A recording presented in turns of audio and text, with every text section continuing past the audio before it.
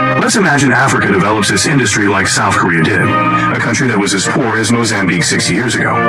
If tomorrow it starts making cars, if tomorrow it starts refining its oil, if tomorrow it starts doing agriculture and transforming its agricultural products, it will no longer buy our imports. And so we are not interested in that situation.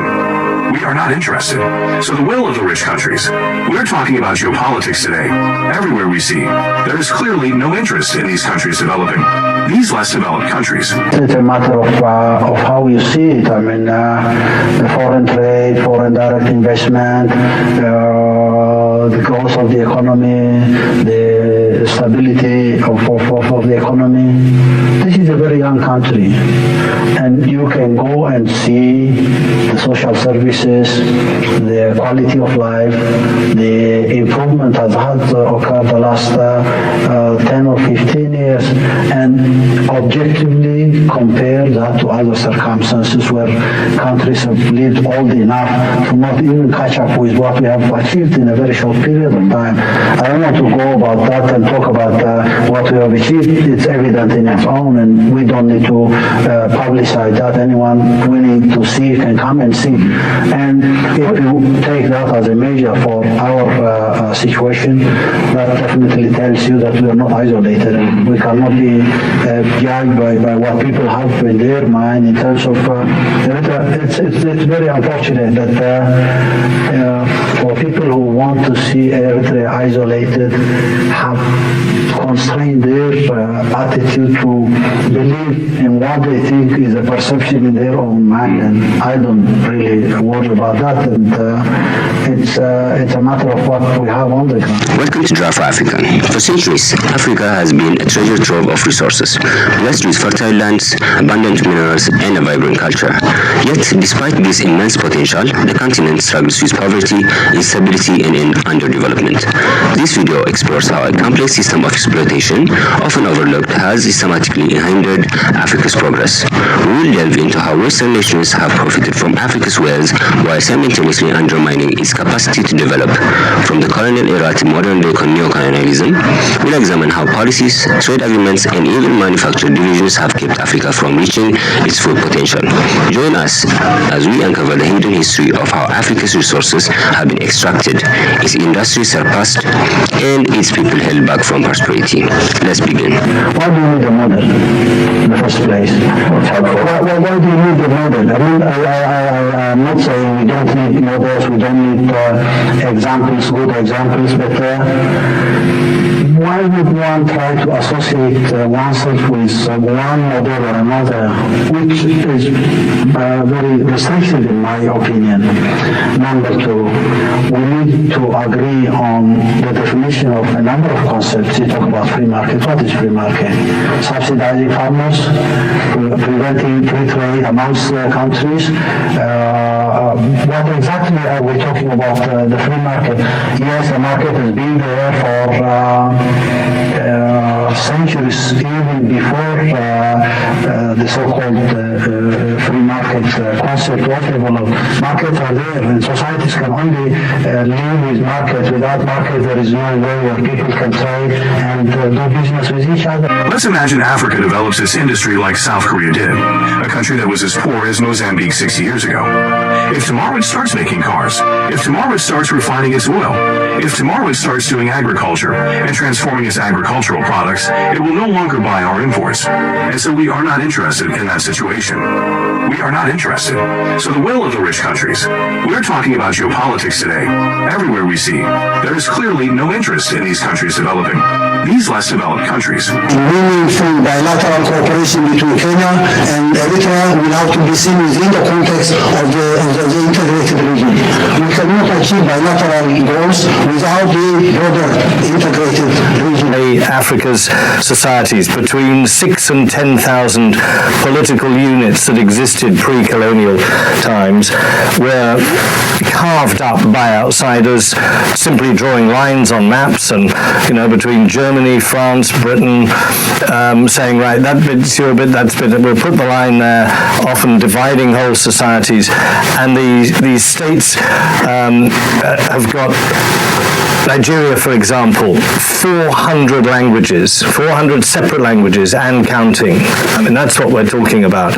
Maybe as many or more centers of old political power. So it's the overlay of these new states on old societies. And states that had, those societies had no part in their creation at all. They were just created and then handed over to them suddenly.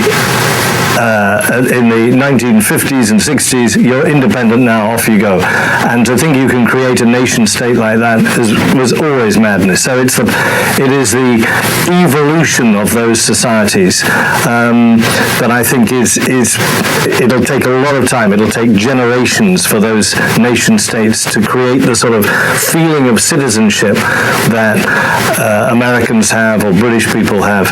And so I just don't think, I think that's the core of the failure of development. Lots of countries going along nicely, suddenly huge political upheaval, maybe even civil war, all destroyed. Everybody flees, the money shifts out.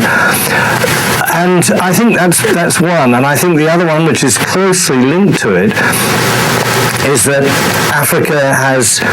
Africa's politics have fallen into the hands of elites, as the Nigerians would call them. These are a class of people who are pure business politicians, and business and politics go together in Africa. You cannot stand as a poor man. I came across a wonderful example the other day from Kenya, where a man who cycled around on a bicycle was trying to get himself elected, and the people just laughed at him, and they say, "You've only got a bicycle. What can you do for us? We need a big man with a big car with money. That's the politician we need to." So there's this mentality, which I think has allowed a very small group of people to take over those countries politically, but also economically. And that's why you have something like, I think the World Bank says, between 60 and 70% of Africa's capital shifted out of the continent. It's in banks in Europe and Asia and maybe America as well. But these people just do what the colonialists did, which was suck the wealth out and shift it overseas. And until that changes, that is, until there's a new generation or even a revolution that actually takes power back to African people, I think those problems, that lack of development, will continue. This idea, actually in people's minds, that you develop a country with entrepreneurs. It's an important part, but it's not the main part. An industry is needed, a heavy industry. These countries export oil, export cocoa, export raw materials, but these raw materials they export are often processed in other countries. And processing is what creates jobs. Quand vous avez une compagnie étrangère qui s'installe, je prends toujours l'exemple du Congo, Brazzaville, que je connais bien. When you have a foreign company setting up, I always take the example of Congo-Brazzaville, which I know well. Congo-Brazzaville, over 90%, only exports oil. This oil is produced by whom? Exploited by whom? By mostly private companies. 60% total, 30% ENI. The Italian, 90% of the company. Then you have a few companies here and there, private ones. L'ensemble de son pétrole. Elle récupère une partie de l'argent, mais elle est incapable de l'exploiter. The public Congolese oil company is unable to do drilling. It is unable to exploit all of its oil. It collects part of the money, but it is unable to exploit it. So all the knowledge on production, on reserves, all the quantities, production volumes are decided by the private company, which does not depend on the country. So that's the first thing. There is a real asymmetry of information between the state and the company. The prices of their goods, 90% of exports, therefore oil, the price is not determined by Congo. It is determined by the financial markets. So when there are tense geopolitical situations like now, prices go up. It benefits them. Et l'État congolais rachète de l'essence à ces pays-là. Donc la réalité, c'est qu'il voudrait qu'il y ait une industrie qui puisse transformer. When the price is zero, as in the COVID period, nothing comes in. Nothing comes in. So we can see that there is a very strong dependence. And then this product is exported, processed in France or elsewhere. And the Congolese state buys gasoline back from these countries. So the reality is that there should be an industry that could transform this production on the spot. And it is this one that would create jobs, refineries, distribution, etc. But to have that, what is needed? funding is needed to finance heavy industry. It's not with €1 of microcredit that you're going to finance heavy industry. And this funding, if the banks don't want to lend it, who will lend it? It's China, but China is a country. It will lend it under certain conditions. Conditions sometimes on access to raw materials or more advantageous sharing of production for them, and so it does not allow them to be completely independent. And it must be kept in mind that rich countries have developed in a world where they created conditions that were favorable to them. The WTO, the World Trade Organization, is an organization that has favored rich countries much more than poor. Many of us are familiar with the many lasting negative effects of European colonialism in Africa and the political borders imposed by the Europeans across the continent, the divided ethnicities and linguistic groups across artificial borders, and pitted multiple different competing ethnicities and linguistic groups within the same new artificial countries. To go into depth here in how the political geography of Africa has further handicapped the continent would be an entirely separate video in its own right. But less talked about in this context is also the fact that Europe's colonial border drawing across Africa resulted in the establishment of no less than 16 completely landlocked countries emerging on the continent in the post-colonial era, a higher number of landlocked countries than exist on any other continent in the world, including in Asia, a continent that is much bigger than Africa and yet contains fewer landlocked states within it. Landlocked countries generally struggle to generate excess capital and wealth because they are denied any direct access to the sea by way of a coastline, and so conducting international trade is significantly more challenging. But even worse for Africa's landlocked countries is the fact that they have even fewer geographic means to reach the sea for trade than the landlocked countries on other continents do.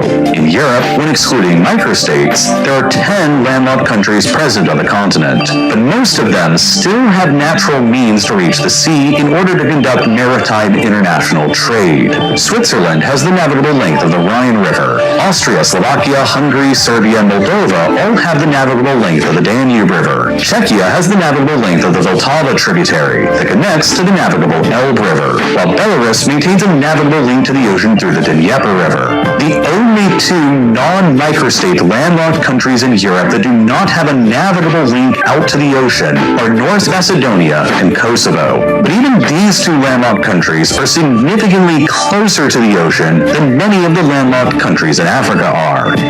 In extremely sharp contrast to the landlocked states of Europe, not a single one of Africa's 16 landlocked countries maintain a year-round naturally navigable link to the global ocean, meaning that all of their trade with the outside world must be conducted over great distances by less efficient and more costly land-based or air-based transportation instead. Excellency, as our elder, President Museveni, you have the challenge to lead the charge on ensuring that we bring down the boundaries and the borders and the barriers so that we can have a borderless East Africa community. East African products and open our markets for subsidized goods from Europe, China, Brazil, etc. They should be the ones to be blocked because they are unfairly selling in our market. Foreign governments subsidize goods versus our unsubsidized goods. If you allow subsidized Brazilian products to kill the market for Uganda's sugar in East Africa, what return benefits will East Africa get from Brazil? What does Brazil give you in return? Promoting peace, trade, sustainable development, and peace and security for improved livelihoods captures the essence of our collective aspiration. It's a call to action for deeper collaboration in addressing the interconnected challenges of economic growth, security, and environmental sustainability. For Somalia, peace and security are fundamental to achieving sustainable development. While we have made commendable progress in the fight against terrorism, regional challenges still persist.